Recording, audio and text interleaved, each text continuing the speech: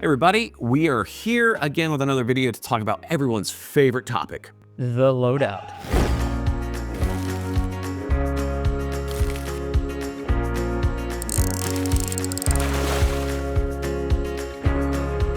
What's up everyone? I'm Dustin White, guide here at Mad River Outfitters, joined with Josh Trammell, also a guide. also a guide. And we're talking about loadout today, what the gear is that we're gonna be using to catch steelhead. So first and foremost, we got the rod. Josh, what is your rod setup that you prefer to use? So I am typically using a 10-foot 7-weight. My brand of choice, I really like G Loomis, IMX Pro and 10-foot 7-weight. What do you like, Dustin? I generally am fishing Orbis. I really love 10-7-weight as well, but I also will use 10-6s like this one here for smaller trips. Now, these are nymphing specific rods that we're talking about at this moment. We will talk swing rods and stripping streamer rods as well, but we then need to talk about reels. So what's the reel you're using? So I really like a large arbor reel with a good solid drag. These run, they jump, they pull a lot of line off the reel, so we need that drag to stand up. My reel of choice, I really like the Sage Spectrum LT. Cool colors, too. Very cool. Important. It actually is, and that's why I actually use the Orvis Hydros. Now this is the 4. The reason I like this, yes, it's large arbor. Yes, it has that strong drag like you talked about, but also the colors of this has a lot of different ones. And I think what's great about that for us that use a lot of different lines for different applications, for me just to know, hey, this is where my floating line's at, this is my sinking line. I can have all the different lines on these reels and know based on what color it is, what line I'm using. So I think that's just a great feature of that reel, plus it's a workhorse. Next, we need a fly line. Dustin, what's your preferred fly line? I think the Anadro from Scientific Anglers in the Amplitude series is paramount. I think it's the best, regardless if you're going smooth or textured. I love this. I've fallen in love with this line. I think it's just fantastic. It turns over these admittedly kind of wonky rigs that we throw. Fantastic. I like the textured because I think it does have a little bit more performance. However, there is a downside to that, which is why you use the smooth. Yeah, I feel like those textured lines, they can get really dirty. Those grooves that you find in those textured lines, I'm not the biggest fan of those. I don't like having to replace gear a ton, and that's why I typically am rolling with the smooth throughout my setups. Another reason why we really like these too is you can see on the back of these boxes on these indicator specific tapers, they have a very, very front heavy taper, which a lot of mass, a lot of power to, like Dustin said, turn over those wonky rigs. We're sometimes fishing a big bobber, 2, 3, sometimes 4 split shot. We've got a barrel swivel on there. We've got usually 2 flies. It's a lot to turn over, so we want a lot of power in these lines. A couple other ones that are good as well is the Rio Extreme Indicator. Look on the box. Very similar taper to what Scientific Anglers has. And Dustin, if you want to talk about this one and when we'd use this one. Absolutely. Over floating lines. Yep. So if you watched our previous episode on tactics and techniques for targeting steelhead, you remember that we talked about when stripping streamers, we oftentimes like to use a full intermediate. I love the Sonar Titan series for that application. So with the streamer ride, it's just, yeah, it's a fantastic line for that. So love the SA lines through and through. And this is my preferred line to use when we're stripping. Yeah, speaking of, do you want to talk about what rod you're using for your streamer setup? Yeah. Both stripping streamers and swing flies? We typically use a 9-foot when we're stripping streamers. A little bit easier to handle. The reason we use the 10-foot for the nymphing sticks is we want that extra little bit of reach for mending, for high sticking, the tight line that we talked about in the previous episode. But it also helps with setting the hook. For sure. We need some pretty aggressive, pretty wide range of motions for our hook sets. I see a lot of anglers that come out when they're nymphing Josh and they want to kind of check set. They want to kind of just pop it. Or we see this with a lot of trout anglers. They're worried about breaking off on the fish and they think in their head, yep, gosh, this is a much bigger fish. I don't want to break it off.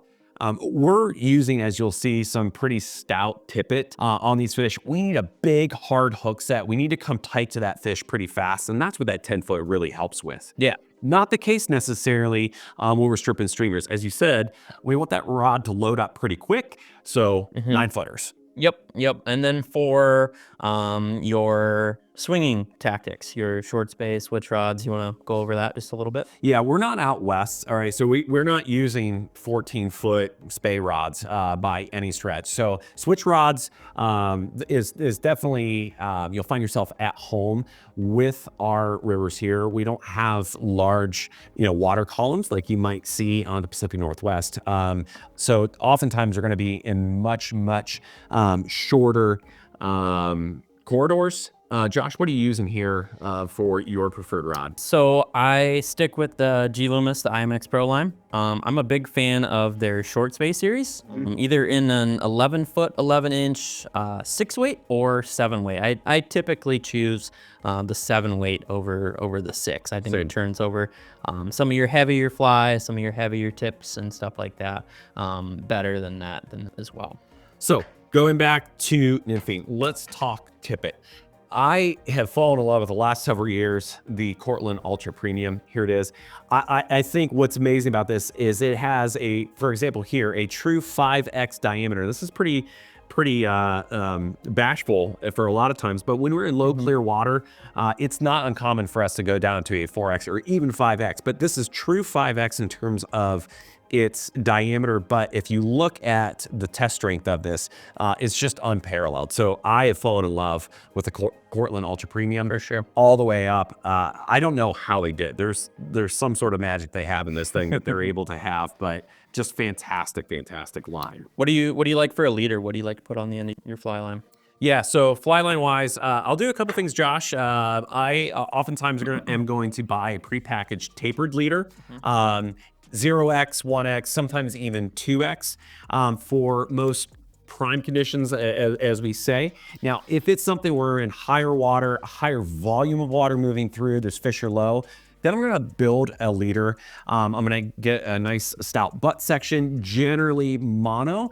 I want that to float and then kind of taper down from there. If you want to check out, I know Brian's been talking a lot about building leaders. Be sure to check out a link here for that. We'll be sure to include a link in the description for the broader leader series.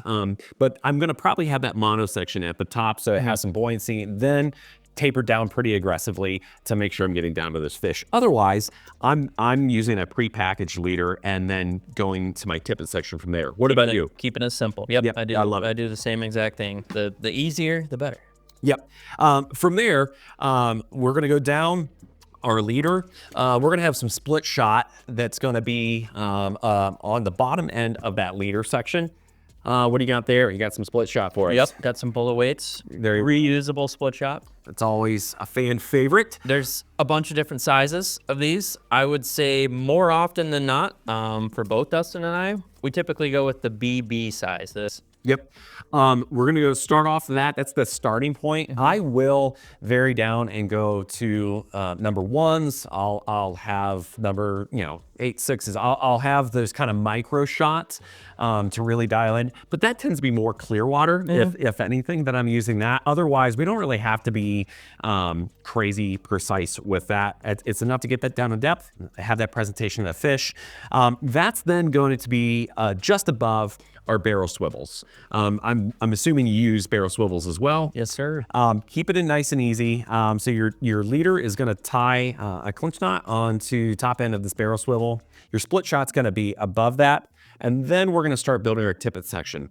That's where we're gonna be employing that Cortland Ultra Premium and going down to our flies at that point. But between that, we have our indicators, or let's say our bobbers. What are you using for your bobbers, Josh? What's kind of your preference? I'm typically gonna go with the Oros. Yes. Been using those for the past few years and absolutely love them. Cool colors, a bunch of different sizes.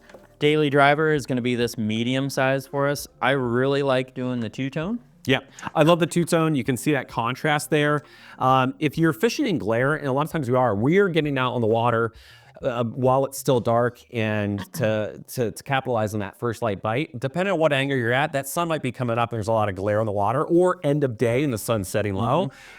This glare pack from Oros is phenomenal. Or in a low light situation, this glow in the dark is phenomenal as well. These are the medium. This is, again, like you said, just kind of our everyday bread and butter size. But if we are fishing with a heavier rig that we need some more buoyancy, I'll go up to the large size in them as well. Low clear, if I'm not in a dry dropper scenario, I'm probably going to be fishing the smaller ones. What's your favorite color combination of Oros, Dustin? I am fan of the orange and white. I like it. Yeah. I am a red and chartreuse fan. You dirty dog. I know. From that point, Josh, a lot of times we're going to be using a bead scenario. We're going to be using some beads. These steelhead really key in on eggs. Just about every scenario we might find. What's the hooks that you use when you're running your bead rigs? So I use a couple different ones. Most common one that I'm going to use is from Daiichi. It's the 510 HD. I really like the point on these hooks. I think once you get them, once you get them, you got them, as long as you don't overpower these fish and break them off on some of the lighter tippet that we use. These hooks hold very well. They don't bend out, right? These fish are super strong and they can put up a heck of a fight.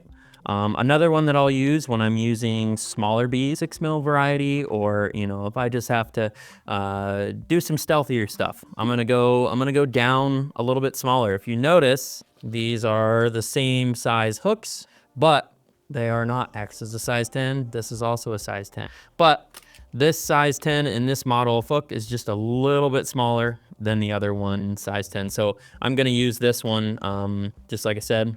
Stealthier applications. Lower clear when clear I water. use the 6 millimeters, stuff like that. And a lot of times I'll tie my egg patterns on those same Directly on that hook. Yep. Likewise. Yep. That's where we're going to be using for that yarn at that point.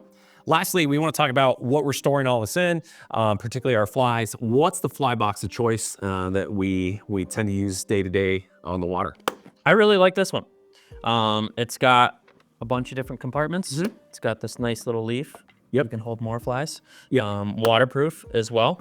Yeah, I think that's one of the most important features to point out with this box is the really nice gasket system that you see here. That's going to keep water out of your box. If they, happens to fall out of your pocket, out of your pack or something like that in the water, if you're in snow or rain, it's going to keep that moisture from absorbing in, and it's going to keep your hooks from rusting out. And so we want to make sure we're protecting that investment we make, whether you're buying or tying. I think a good gasketed box like this, plus a nifty logo right there on the cover. Crazy. Remember, you can check all this out down below in the description. So now that we've gone over fly boxes and our loadout, you're probably wondering what's inside these. So tune in next week. We're gonna go over what's inside our fly boxes and how we rig them. We will catch you guys on the next one. See you then.